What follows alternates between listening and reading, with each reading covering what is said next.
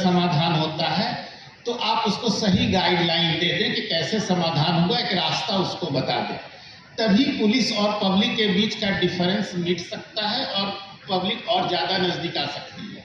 और आते ही आप थाना पर गाली गलौज करने लगिएगा, बैठने के लिए भी नहीं कहिएगा, तो वो आपसे दूर होता चला जाएगा, फिर आपको इन्फॉर्मेशन भी नहीं कोई देगा।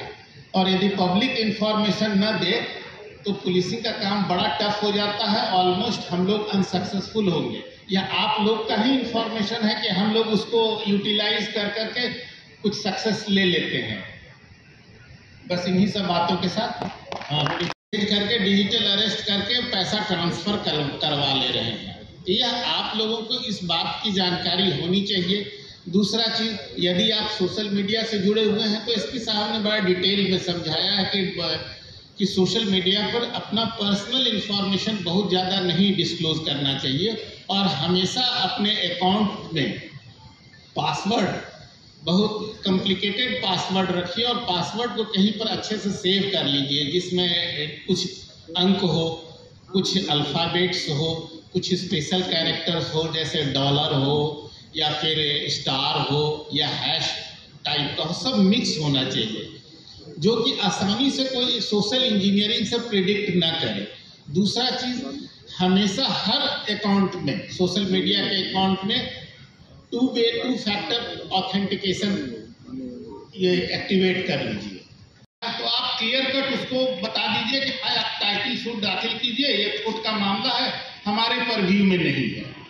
मगर आम तौर पर हम हमेशा, हमारा जो 5 महीने का एक्सपीरियंस है इस जिले में, ज़मीन की समस्या बहुत ज़्यादा है। ज़मीन के चलते ही मर्डर होता है और ज़मीन के चलते ही मारपीट हो रहा है, और उस समस्या को हम लोग ठीक से ये नहीं कर पाते हैं, इंटरटेन नहीं कर पाते हैं, ठीक से एड्रेस नहीं कर पाते हैं।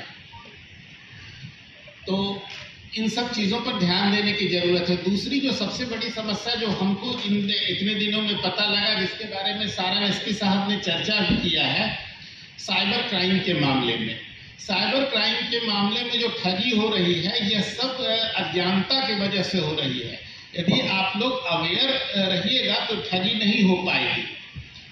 अभी कल की ही बात है, एक बता रहे थे कि हमारे फ्रेंड जो बहुत काफ़ी पढ़े लिखे हैं और काफ़ी ऊंचे पोस्ट पर हैं, उनको सीबीआई बॉम्बे पुलिस से फ़ोन आया कि, और उनको 2 नोटिस भेजा, एक सीबीआई का नोटिस था, एक ईडी का नोटिस था, और उनको बोला गया कि यदि आप अपना वीडियो चालू रखिए। मतलब ये सिंपल फ्रॉड का मामला है। कोई भी आपको फोन पर आपसे पुलिसिंग नहीं कर सकता है। इस चीज को आपको हर जगह फैलाना है समाज में। कोई भी आपको मोबाइल से नोटिस नहीं दे सकता है, यह भी जान लीजिए।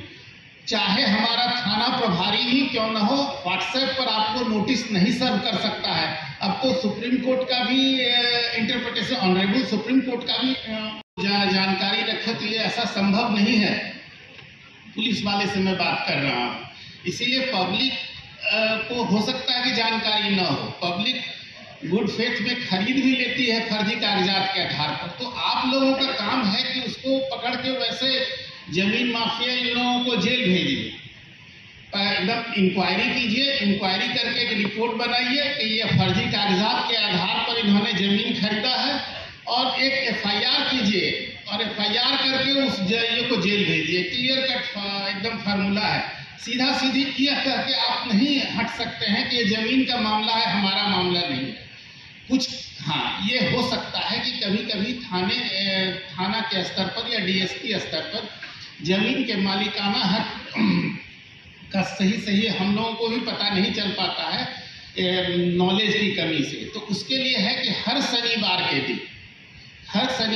दिन हर एक थाने पर सीओ साहब और थाना प्रभारी दोनों बैठते हैं। आप उसमें बुला लीजिए उस पब्लिक को अपने डॉक्यूमेंट के साथ, और उसमें दिखाइए सीओ साहब को कि सीओ साहब ये मामला कैसे संकेगा।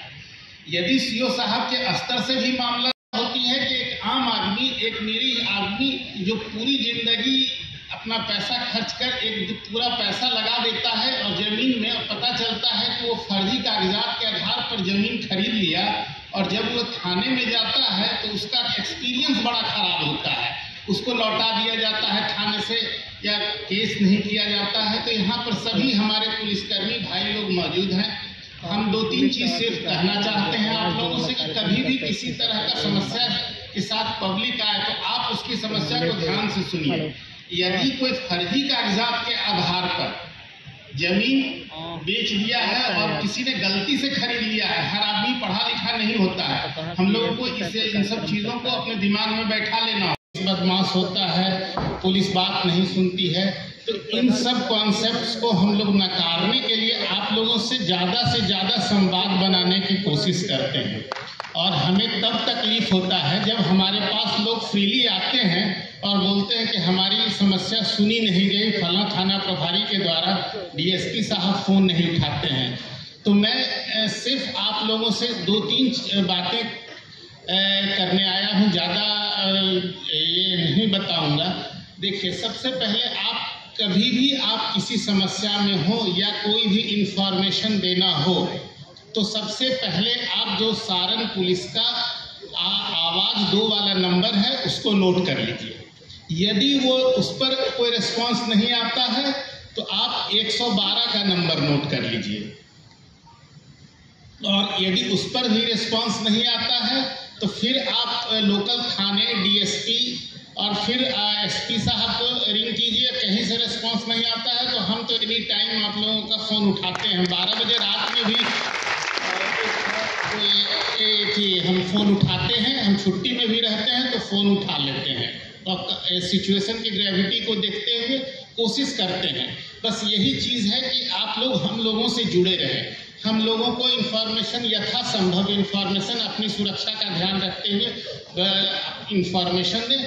हम लोग आपकी सेवा के लिए हैं, न कि आप लोगों पर कार्रवाई करने के लिए हैं। पुलिस का अर्थ सेवा भावना है।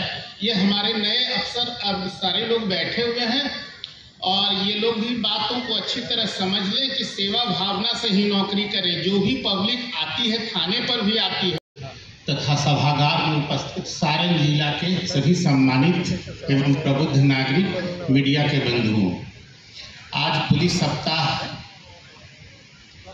का ये लास्ट प्रोग्राम सारण जिला का चल रहा है।